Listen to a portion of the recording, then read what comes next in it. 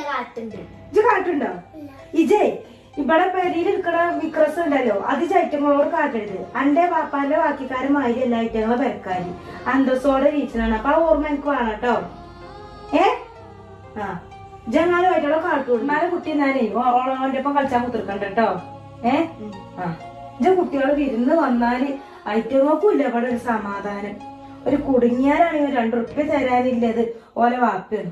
ഇത് ഏറെ വികൃതി താറ്റങ്ങൾ അതേ സ്വഭാവം കിട്ടിയിരിക്കുന്നു. ഇമ്മ നിങ്ങൾ എന്തൊക്കെയാ അമ്മ കുട്ടീനോട് പറയണത്?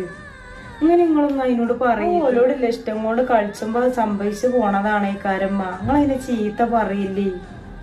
ഞാൻ കുട്ടികളോട് അങ്ങനെയൊക്കെ പറയും.